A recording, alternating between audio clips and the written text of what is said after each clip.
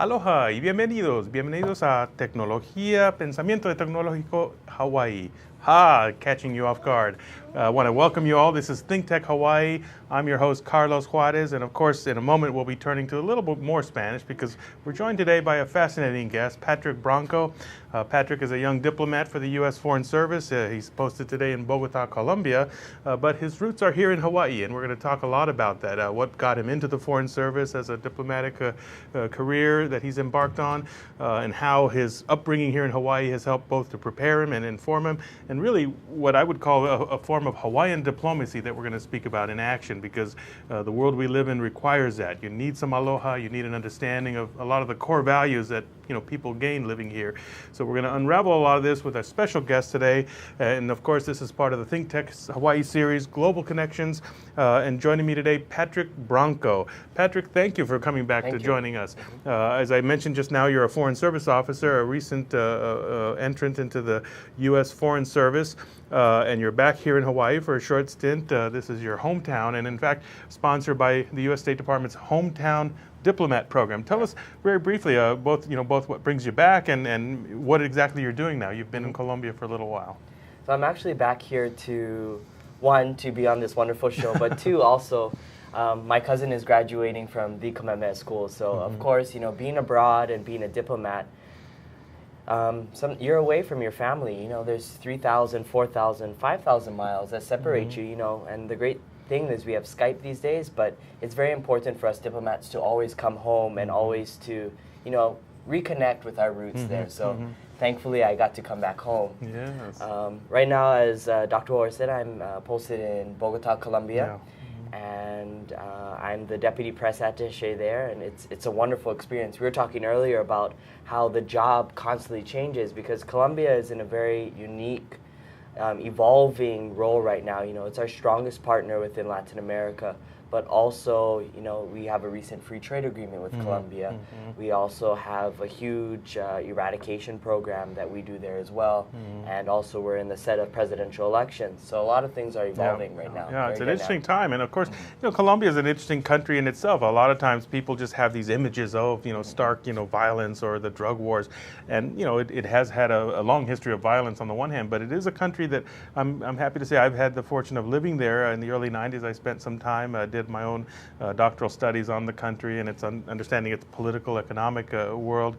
But like you noted, it's a very important relationship for the U.S. It's a complex one, a very strong trading partner. Of course, the drug issue has been part of our nexus there. And in fact, the whole drug trade is part of what connects us on some level too. But a very, very important example also of a country that's going through a lot of transitions, a lot of modernization, development, political, economic, and the U.S. has a clear role in there. And as one of the representatives there, one of the things I want to talk a little bit about is you've now been there a little time, you have a lay of the land, and more specifics about the nature of your work. You're there now as an assistant information officer, I believe. Assistant information officer or deputy press attaché. Press attaché, and so. Tell us a little bit more again about maybe the nature of the work. What it, and every day varies, like you said earlier. You've got, you're sort of responding to a lot of changing dynamics. But what are some of the specific maybe duties in your portfolio? So my specific portfolio is radio and television. So it's my job to liaison with Colombian television channels as well as radio stations and work with them to get our information out. Messaging, our policies, what we're doing. We're doing a lot of great work over there in Colombia. So my job to tell our story, right? Yeah. Like the saying goes, if a tree falls in the forest and no one hears it or sees it, then it didn't happen.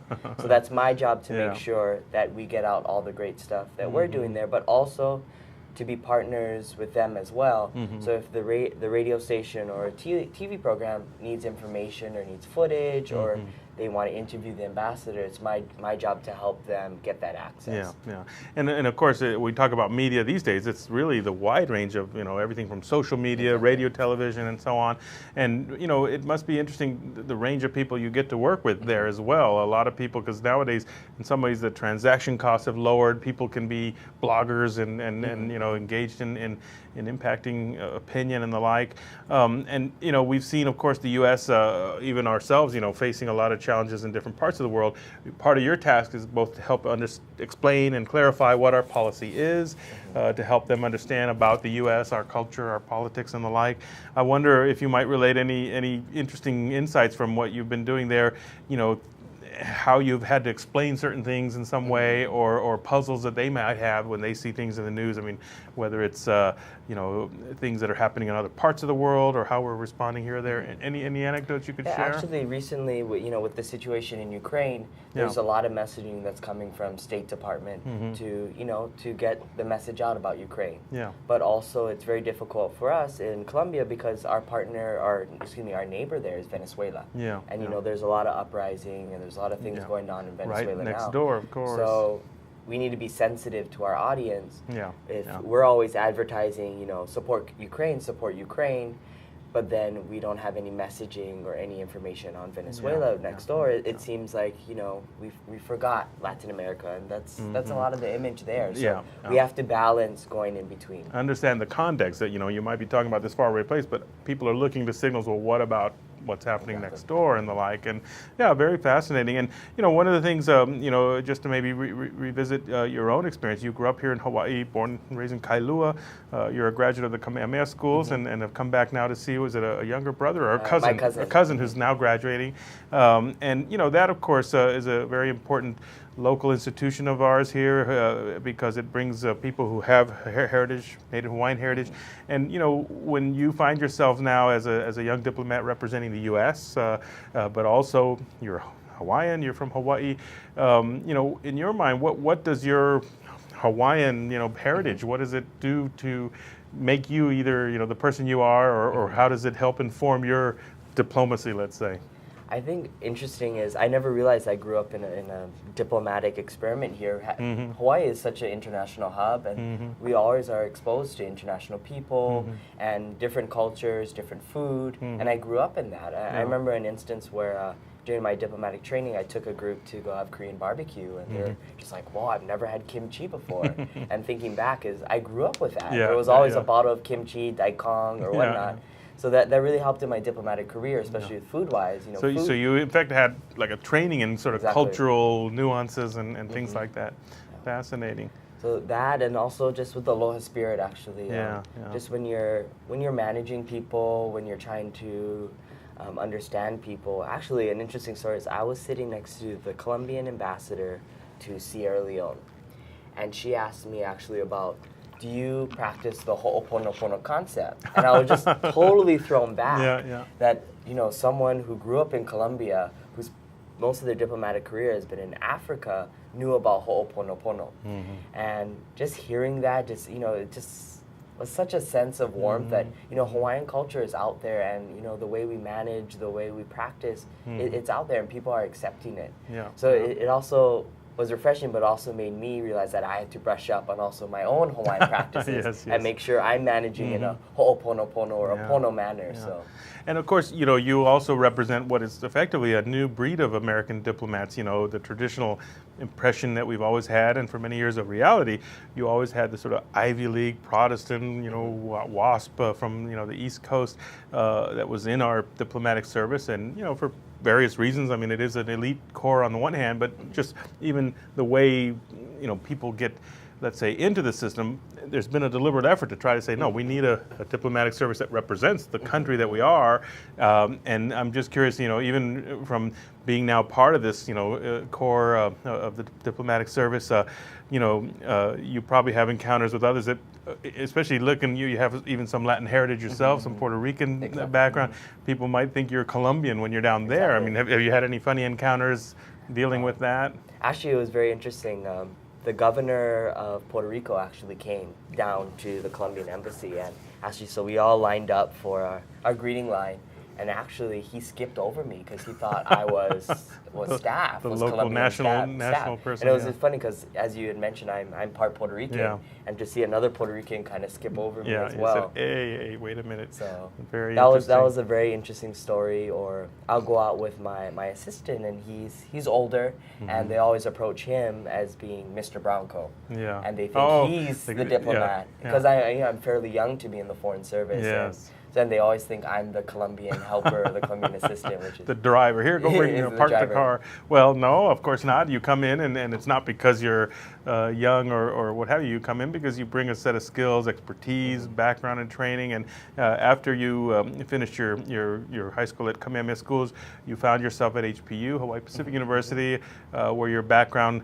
often a traditional route for many of the diplomats, international relations, political science. I mean, it's not the only route, often business or economics. And you would then find yourself, during that period, you've become essentially a Korea expert. And of course, one of the puzzles, your first posting is to Bogota, Colombia. But there's a reason for that on the one hand, and while you have that expertise in East Asia and Korea, you will for too long find yourself there. But think for a moment, you got sent down to Colombia, and for something, why would you do that? But there is an important reason, and tell us a little what is that? So within the State Department, we have postings all around the world, and they actually, for U.S. diplomats, they want us to be foreign service generalists. So basically, they want to be able to drop us anywhere around in the world and be able to function.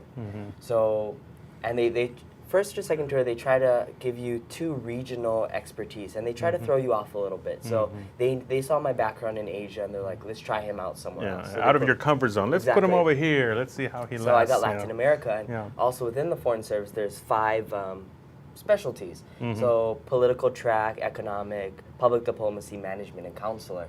So I'm a public diplomacy officer, and the job just fit well. It was as the assistant information officer, and then / deputy press attaché. So it just kind of worked well, and then also it's in a different region, and before you get tenured in the Foreign Service, you actually have to speak a second language at a proficient level. So Spanish, they wanted to give me Spanish language, so that's how it worked out. Excellent. Yeah. Well, I'm excited, as you know. I mean, I have my own heritage from Mexico, but I grew up as well in parts of Latin America and Mexico and Spain, but also Colombia. And for me, what's exciting, y los que están viendo ahora podemos conversar en español, ¿no? Sí, bueno. For those Americans who are monolingual and linguistically challenged, what I'm really saying is I'm just excited that now my esteemed colleague here is able to converse. We have a different identity. I go from Carlos to Carlos, and it just changes everything. It's very exciting. But you came into the Foreign Service, even left here. You were not a Spanish speaker, and suddenly now you are. I mean, it's just like, did you take a magic pill? Did you get locked in some room, or was it the Rosetta Stone? How did you become proficient in Spanish? It felt like I was locked in a room, actually, but in some ways you were. You were put into an intensive training program. So before we go out to each post, each job has a certain language requirement. So for my particular job, I needed to be at a professional working level in Spanish. So I went to the Foreign Service Institute, which is essentially a college campus for diplomats right outside of D.C. in Roslyn, Virginia. And they teach over, I want to say, 60 different languages. And every day from 8 to 5, I'm learning that language with 2 other diplomats and a teacher. And I did that for 7 months. And each month it changes from, Latin America is so diverse, there's so many dialects, so many accents. So my first teacher was from Spain, my second teacher was from El Salvador, and then my third teacher was from Colombia. So it changes so we can develop. And then, and it's fair to say we've been doing this quite a while, as a long-standing service of the diplomatic community, so that they have it down. They know what it entails, and then of course eventually you find yourself immersed there, and it's everyday usage. You find yourself. Well, I'm excited because again it underscores. You bring a set of skills, and one of them, I mean, although interesting, you're not required to know all these languages. You just have to have some level of aptitude, some ability to take them on. You are in the middle now of this first posting in Colombia, but as the career continues, you then come up for opportunities, and typically these are postings usually for about 2 years, 3 years. Often if it's a more hardship place in a war zone or something, it might be less for 1 year. But tell us briefly about what comes up next. You basically have like a list that you look at and put in your bid for the next posting. So they'll give us a listing. On this past list that I had, I actually bid a week ago. There was 450 posts. So it's like you're in a candy store looking at this. Where do I go next? It's daunting and exciting at the same time. Ho Chi Minh City, Jakarta, Sydney, and then from there we have to So within our first 2 tours, we have to do a counselor tour, a visa tour. So right now I'm doing a public diplomacy tour, so I know the next tour I have to do the counselor. It has to be counselor, of so course, you know those plum political. And so you see the list, and it's not just the place, but the specific job as yeah. well. Okay. So those plum political econ jobs in Hong Kong or whatnot, I couldn't do. So I had to look at counselor jobs. Yes. But and then so I've found all the counselor jobs, and then working with languages. If I had enough time to learn another language, I have to rank them, you know, high, medium, or low. Yes. And then our career development officers decide, and then that's within the first 2 tours. But actually, after our second tour, when we get tenured, then it starts lobbying. So it's all about who you know, who you work well with, and you have to basically send out maybe about 50 emails to all your colleagues around searching for a job in the department. So that may be even more daunting than this 450 location list. Yeah, well, it's an exciting thing, and then of course at some point you'll get that notification and you're off to the next place, but usually sent back to Washington, D.C., getting prepared and training. And maybe I wanted to take a moment to think, actually what I want to propose is we'll have a very short break, I think, in a moment, because you know, we're going to come back, and I want to talk a little bit more about, you know, what kind of skill set, what kind of preparation, you know, helps a diplomatic, you know, career. And there's probably no single one, but there might be certain factors, certain things that, you know, come into play. I'd like to propose a short break right now, and we'll come back to continue more on this story. So stay tuned with us. Aloha, my name is Willow Chang Elion, and I host a show called The Art of Life. We air live every Friday from 2 to 3 p.m. And what we do is basically we focus on individuals who create a unique sense of place for Hawaii. These are movers and shakers, artists, innovators. They are also traditionalists. They're all involved in the archival process, and they make this place a unique place, one that makes Hawaii a richer place.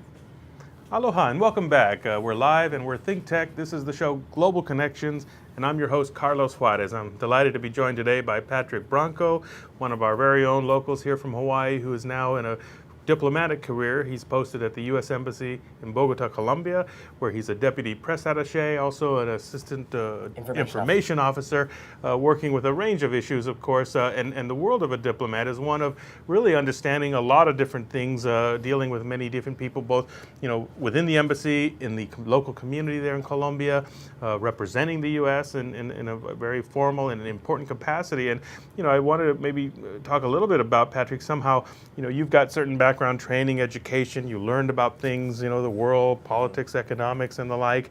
I should add that after HPU, you then went on to a very important specialization, a master's degree that you did in Washington, D.C.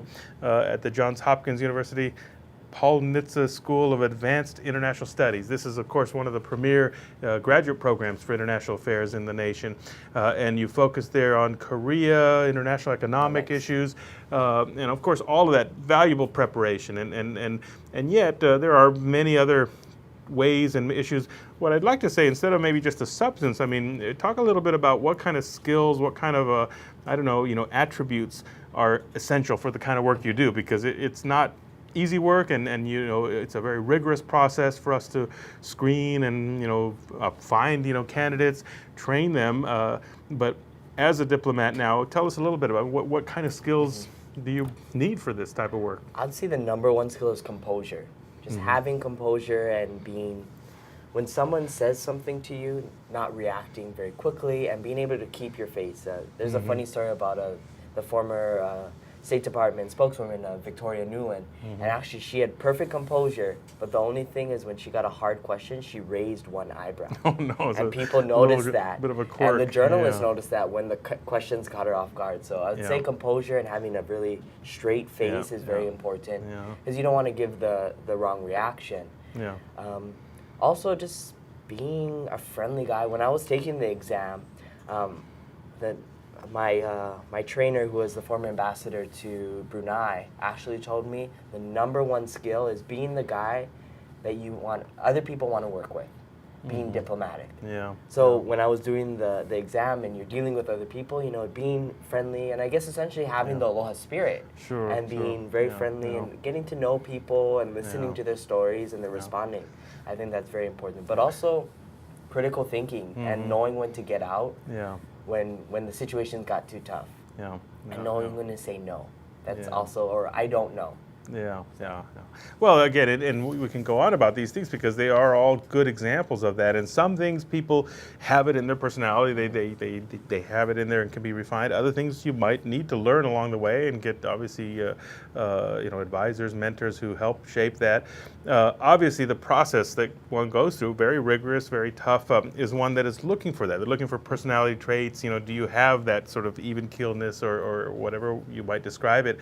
And I like the way you compared it sort of to this notion of the aloha spirit, because it is critical to have a sense of, people are going to feel that they can work with you, they can, come to you, whether it's your own people. And this, I want to talk maybe initially a little bit about the internal dynamics, because you're in a large organization, the U.S. Embassy, and this is in many ways a very important closed environment. Very you've got, of course, people who are representing every part of the U.S. government. People don't always realize this, but your embassy really is recreating the entire U.S. government right there. Exactly. Every piece of it, from whether it's law enforcement, agriculture, education, but people coming together and having to work in teams. And as you go through education, one of the things I always underscore for the students that I work with, you've got to work with other people. Unless you're going to be some rare writer that just goes off in a cabin. That's not the world most of us live in. You tell us a little bit about the inner workings of the embassy, and again, having the kind of collegiality or the team spirit. I mean, everybody has to understand what is the mission, what are we here for, and how do we come together to solve real problems. Tell us about that work. Actually, we're in a unique situation. U.S. Embassy Bogota is actually the second largest embassy in the world. We have, under Chief of Mission, over 3,400 employees, which is just amazing, a huge mission. Yes. And we have over 43 different federal agencies. We have everyone from the IRS to the Secret Service to DEA to, there's on tons and on. of it. Yes, it goes on and on. Everyone is there. And interagency cooperation is very important in an embassy so large, is because, we are one embassy. Even though there's 43 different departments, on over 3,400 employees, we are all the U.S. government, and we all need to consistently message. Yeah. And I think that's the hardest task for, especially the public affairs section, is because we're the keepers of that messaging. Or and you're the outside voice, the outside representing voice. that, yes. So we do have a lot of meetings, and I feel like our role in public affairs is actually most of the time at these meetings saying like, hey, USAID, you're doing this great program with Afro-Colombian outreach, and actually political section, you wanted to do a study on Afro-Colombians. So connecting the dots, them. So we're always connecting the dots and then helping the message get out. So. Well, that's a good example, and I think, what we should also clarify, you are part of the Foreign Service, the U.S. Department of State, which is the lead executive agency representing the U.S., but in an embassy, like you just mentioned, you've got people from every other agency. Those are not necessarily the Foreign Service officers. They're often specialists or representing, the IRS in a foreign embassy.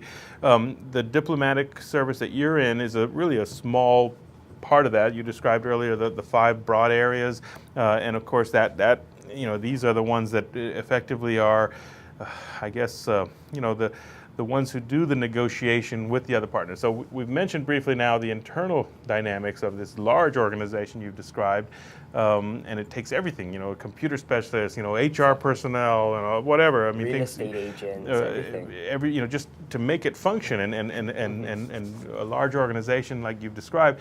The other aspect, of course, so you're there in a foreign country, you're connecting to that outside world. You're dealing with people in the media, in non-governmental organizations, etc. And you have to be out on the street. You have to be there getting the pulse. And give us a quick sense. I mean, you of course did preparation. You got training before you got there, and you had some ideas about Colombia. But now you've been there a year. You've gotten a chance to sort of hit the streets. What's it been like for you there? How have you come to learn about Colombia? Colombia is an amazing country. For me personally, in Bogota, it's 8,000 feet up. It's a little cold, but outside of Bogota, the country is just completely different. And each area within Colombia has a very unique culture. Like if you go to the coast, it's mostly an Afro-Colombian population and very rich cumbia type of dancing and flavors. Like they make one of my favorite things out in Barranquilla is arroz con coco. Yeah. So rice with coconut. Coconut rice, of course. And in Bogota, we don't get that type of thing. So the flavors are very different. So I guess what has surprised me about is the diversity of the country. As you go in Bogota, where it's kind of this elite, kind of high strata, more Spanish influence, yes, and then course. you go to the coast, and it's more Caribbean in this field. So. And in fact, one of the curious things, because I did spend time living there, I mean, most Latin American countries are characterized by a very large, big capital center. Everything is centralized there.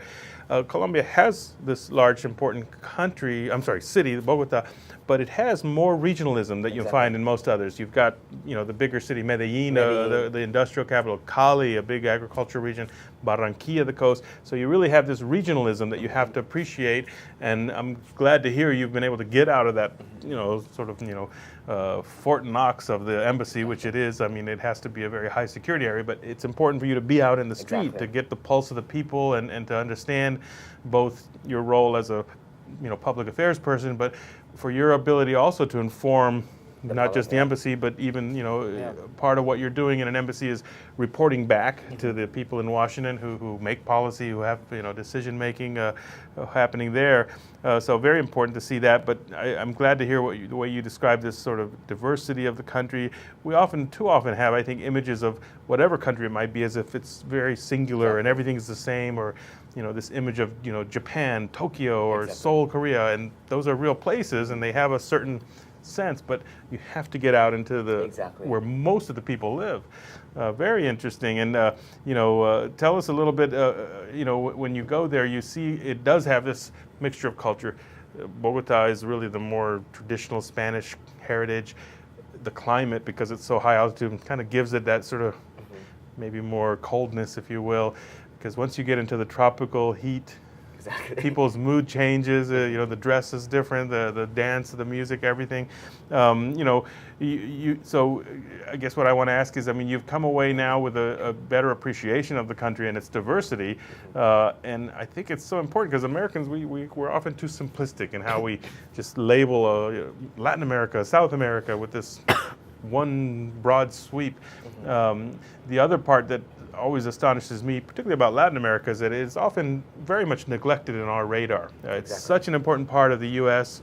trading partner, major source, largest source of our immigration certainly to the continental U.S., and yet a region that is always like on the third or fourth page or in the back burner, given obviously whether it's Russia or China or Middle East or Ukraine at the moment. But meanwhile, Latin America is a very dynamic and evolving place.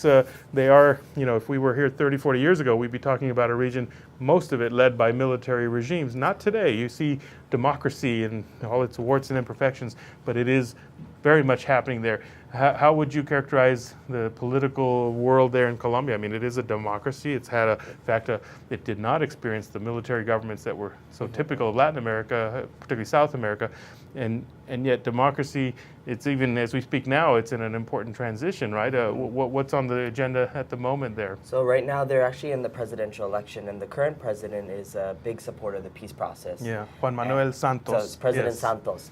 And also it's very interesting because he was the former Minister of Defense under the former President Uribe, who is a more hardline type of stance type of person. And his competitor right now is the ex-finance minister. So they served in the same cabinet under the previous administration, who also, like President Uribe, is very much hardline. And this is the negotiations that are underway now with the FARC rebels that have been, I guess, a sore point for now 50 plus years. It's quite an astonishing, the longest lasting sort of insurgency in Latin America. And yet a process that's been unfolding in Cuba. The negotiations have been taking place, and so the current president more favorable towards negotiation, let's reach a settlement, but this challenger, and in the recent primary, he didn't get as high. He actually lost. He lost but the way the system works, neither one got a majority, so they have a second runoff coming up in June. But it will see, it'll be interesting to see the dynamics. You'll be back there to see that because it could have a lot to say about how these negotiations continue, whether they take a harder line or, pursue, more negotiated settlement. What about democracy? I mean, we know it at this broader level, the president, and that will define a lot of the bigger political system. But democracy is also what's happening at the local level, and how would you characterize that in Colombia? They're very, very involved, and actually they really look forward to elections, and it was really heartwarming. I went to this little city called San Carlos, which is about a 4-hour drive outside of Medellin, and actually we had to leave very early because it was a dangerous road. Excuse me. And we went out there, and it was just amazing to see so many people came out to talk about what had happened in San Carlos. Actually, 80% of the city actually left during the Pablo Escobar years because of the drug and the paramilitary. And now people are back, and they're involved, and they're talking about how they're so excited for the upcoming elections and how these elections are going to move the city forward. And we got to speak with the mayor, and the mayor was 28 years old. Quite but astonishing. she was so, like, she went to Bogota and she came back because she wanted to help her city. So they're very involved, a lot of grassroots, a lot of working, and they love their city. And sometimes I would say that we don't get that in Bogota as much. There's like a Medellin identity, and there's a Barranquilla identity, but in Bogota it's kind of the old bureaucratic type of, but it was amazing to see the stories and how much they loved San Carlos. So in some ways trying to reclaim it, trying to kind of come back and bring a certain vitality, because sadly a lot of the history in certain areas, and Colombia, mind you, while it's had some violence in the recent past, it's had a lot more violence even in previous decades, and even the end of the 19th century. Violence has been an important part of the country, sadly, because in the midst of that you have a lot of dynamism, and again, most people aren't shooting machine guns at each other every day. I think it's such a misperception we often have. But that violence has also meant really a displacement of many people, and what you're describing in this town, obviously a very ugly period in recent time. Drug barons, paramilitary groups that also rise up and just terrorize some of the communities. So you see an evidence now of a town that's trying to kind of reclaim itself. You mentioned this young mayor there, and one of the things that always strikes me too, this is characteristic of not just Colombia, many parts of the developing world, you often have very young leaders who are stepping up, and it's quite astonishing because on one hand, political leadership, often it takes people who have maturity and experience. But you often need people that come in and shake things up very young, and you've seen some of this in Colombia itself, young leaders that are making a difference. The current Minister of Defense, I would say, is in his late 30s. And to be, being basically the leader of an active military insurgency, or combating an active military insurgency is very young. And the unique thing is, democracy is very prevalent in Colombia, and I love it, but I do see today that a lot of the political leaders, they're very capable, but they're from these larger kind of traditional families that have always kind of controlled things. So I think that is one sense of frustration for the daily citizen with these huge families kind of control. So there's a certain, on some level, a conservatism, a very well-entrenched elite that has, a long history of, powerful, networks, families, groups of political parties. Indeed, for a long time in its history, Colombia basically defined by two broad political parties. Those are evolving a little bit, but nevertheless, the real point is that you have very powerful interests. In the midst of that, you have a lot of others that are using new, social media, new, technologies to try to get around that and to mobilize a lot of support. We'll take another short break in a moment, and I want us to continue this dialogue about that, some of what's going on at the grassroots level, because often these are things we don't see in the headlines, but there are a lot of little changes happening, people doing interesting things. The other is, at the level of municipalities and cities. I mean, Colombia, like a lot of places in Latin America, has interesting experiments going on with transportation systems and urbanization and development, things that really help inform us, because here in our own local community in Hawaii, we have to deal with some challenges given our environment, and it stands to reason we can often look at what's happening in other places to get some lessons. So stay with us, and we'll be back in just a moment after a short break. Hello, I'm Martin Despang, and I'm the host together with the one and only Ali Yamashita, and our show is called Urban Transcendence. And Urban Transcendence is about identifying where we have a unique situation of a vibrant city in one of the most beautiful natural environments. So how these two can coincide, sometimes conflict, how they could find reciprocity in the 21st century is what we're excited about. And we're planning on bringing in a diverse body of guests, both from the arts and the science and the established and the wise and the emerging generation. So hope you will join us. We'll always be on Thursdays from 1 to 2 p.m. Thank you. Welcome back. We're live and we're ThinkTech. I'm Carlos Juarez, host of our show Global Connections, and today having a great conversation joined by Patrick Branco. Patrick has joined us in the past and he's back from his posting the U.S. Embassy in Bogota, Colombia, where he's a young diplomat. He serves as the Deputy Press Attaché, Assistant Information Officer, and gaining some great insights. He spent this past year now in Colombia, and one of the things we're talking about is, you have a lot going on, especially at the very local level, state government, municipal, cities, and so on, and often a lot of interesting experiments, things that don't always make it into our, awareness radar. We have here in our own, urban center of Honolulu, challenges about our own transportation needs and urbanization and development.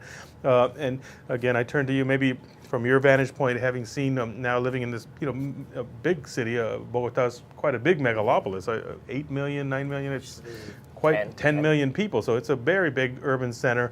And like every place, again, this misperception about Latin America, people don't realize most people live in big urban centers, and that means the challenges of, developing housing, providing adequate infrastructure, transportation. And I wonder if you might, give us any sense of some examples that you've seen that are interesting ways that they're addressing some of these challenges. One interesting transportation is the bus system called the Transmilenio, and actually it's these bus stations that are throughout the city. The bus has its own lane, and it's great because the stations are actually on the same level as the bus.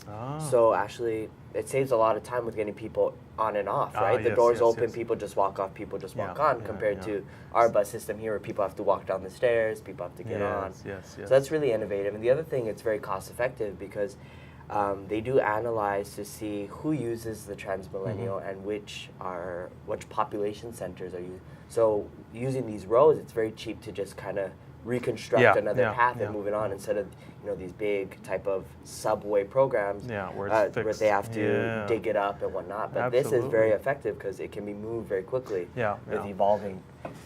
Fascinating. The other great program that I saw was in Medellin, actually, where they have a metro system, but they noticed that the relatively poor people didn't have access to the metro system.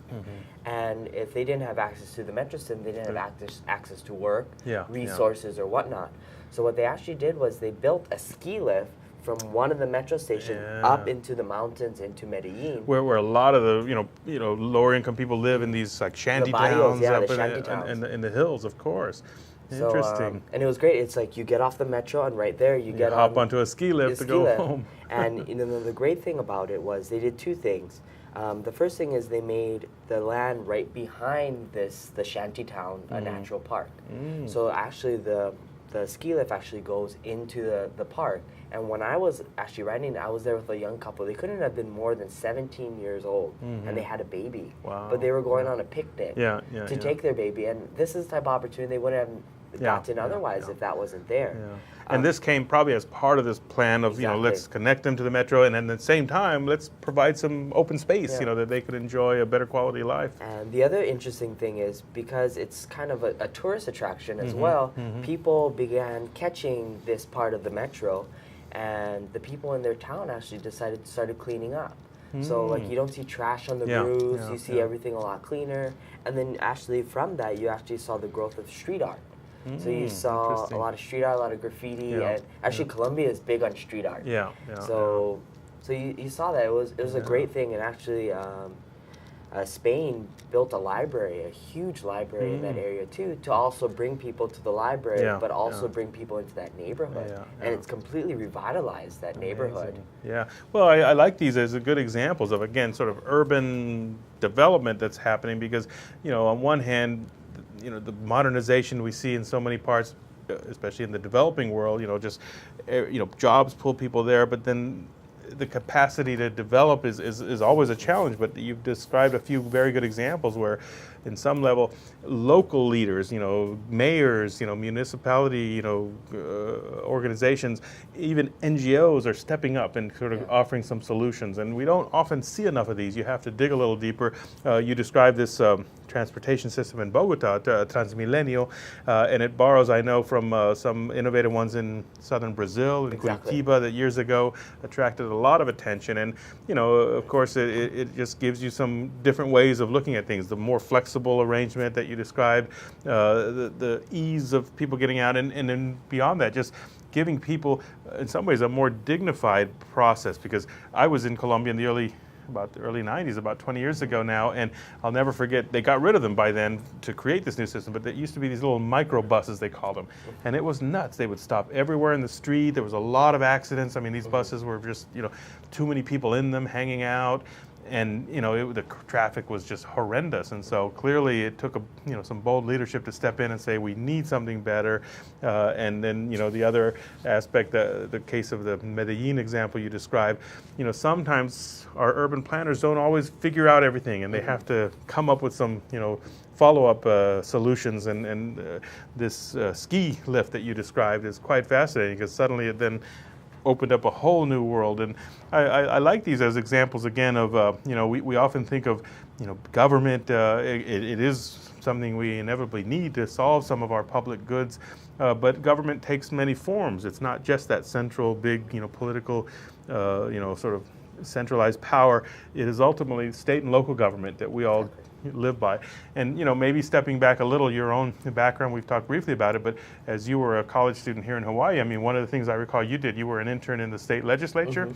And these things, I often remind our students that have these opportunities. I mean, you may not have a career in state legislature or government, but by having that experience, you begin to understand how things work, how people come together to look at solving problems, the process of the kind of bargaining that goes on, different interests that are represented, and you have when you did that industry, you may not have realized. Now you're actually, as a professional, looking at how other places are solving their basic issues.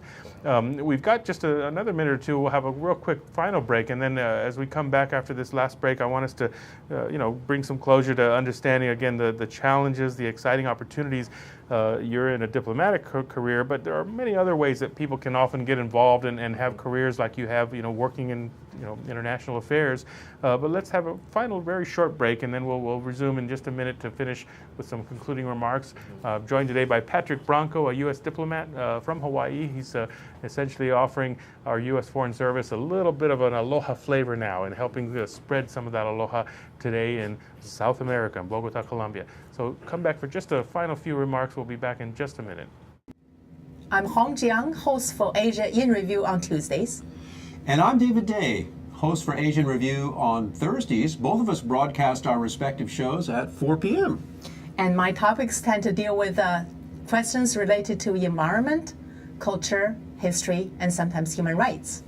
And my shows tend to be on international business, foreign policy, geopolitics, and national security.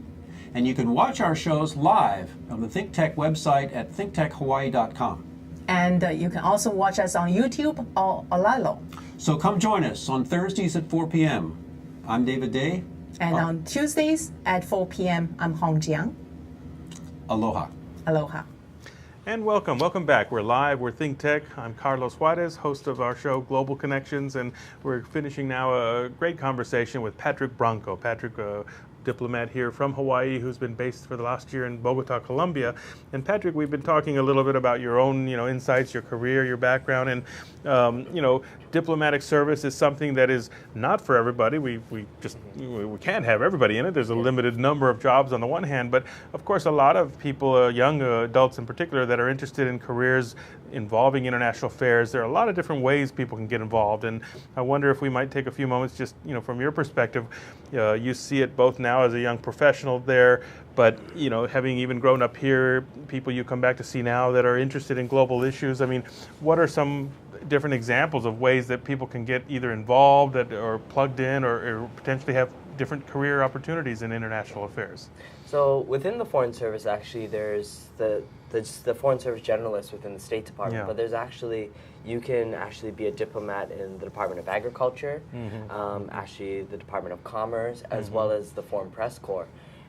But there's also opportunities outside of the federal government. You can, join an NGO. There's a lot of great NGOs in Hawaii.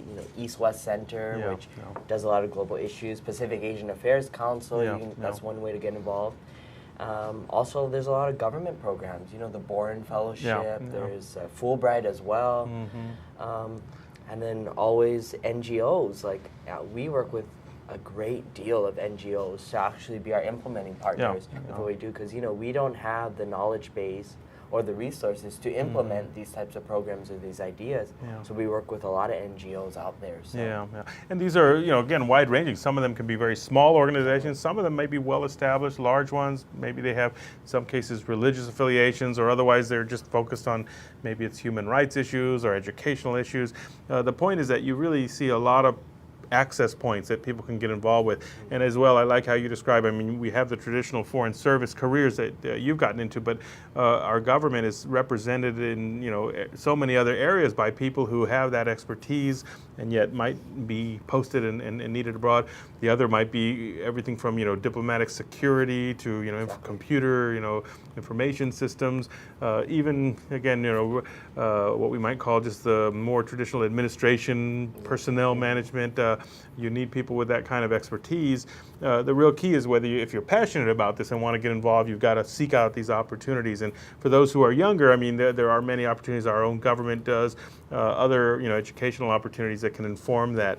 I wonder, as we think about, here we are now in the early 21st century, it's an exciting time to be part of this diplomatic world that you are, because the technologies have helped us bring things closer. You're posted far away, but you have Skype that will connect you with your mom or friends and so on. And yet, clearly, even doing diplomacy today is just so different from what it might have been in the 50 years ago, 100 years ago.